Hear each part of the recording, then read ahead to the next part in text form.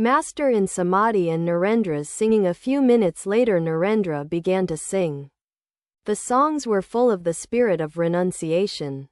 He sang, "O Lord, must all my days pass by so utterly in vain? Down the path of hope I gaze with longing.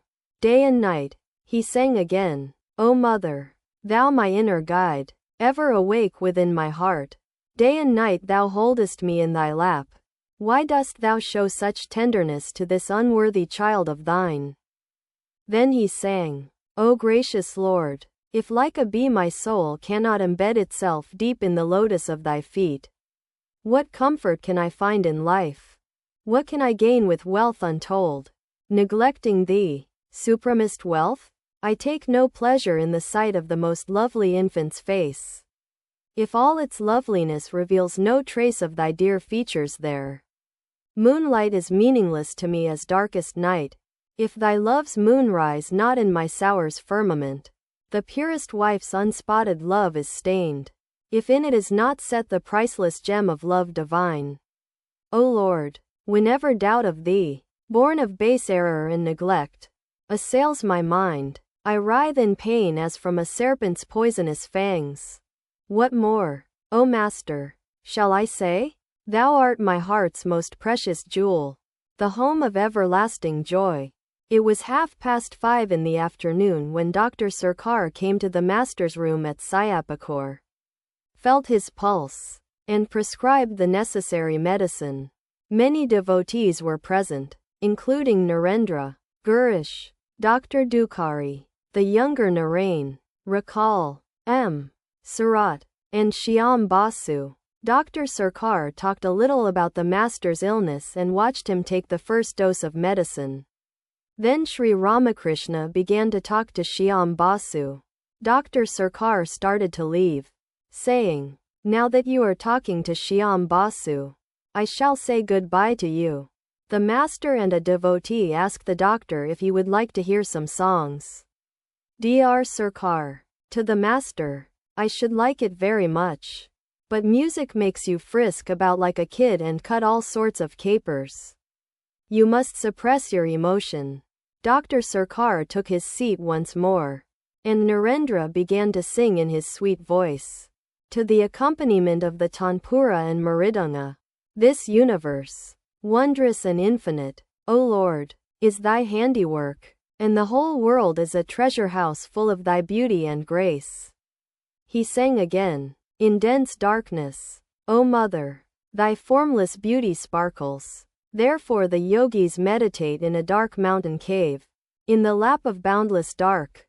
On Mahanirvana's waves upburn, peace flows serene and inexhaustible, taking the form of the void. In the robe of darkness wrapped, who art thou, Mother, seated alone in the shrine of samadhi?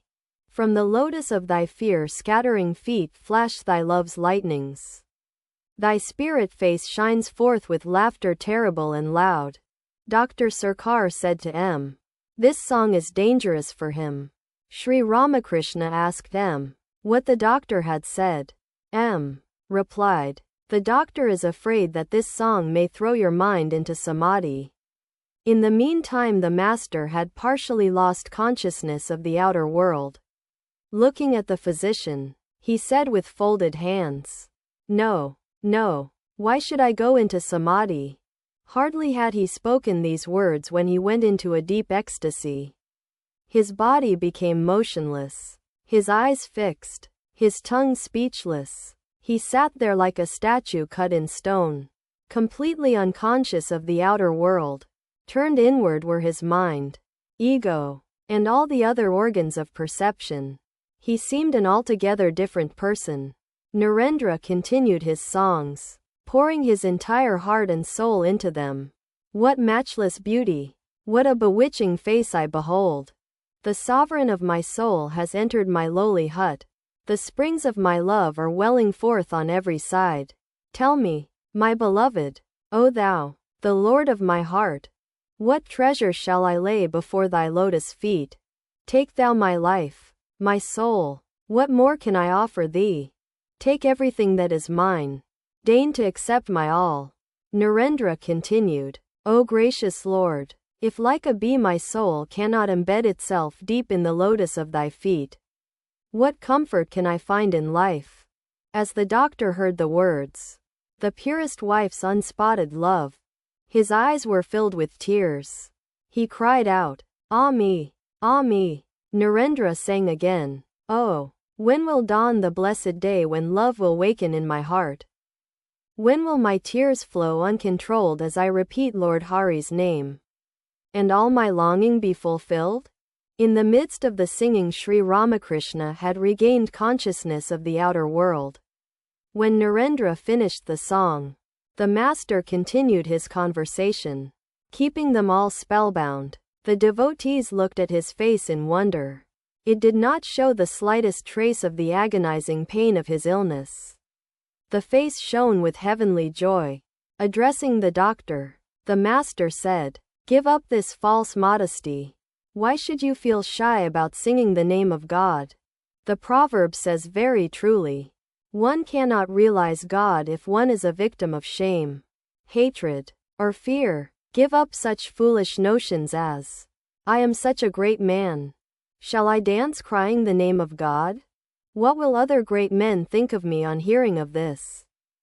They may say that the doctor, poor fellow, has been dancing uttering the name of Hari, and thus pity me. Give up all these foolish notions. Doctor, I never bother about what people say. I don't care a straw about their opinions.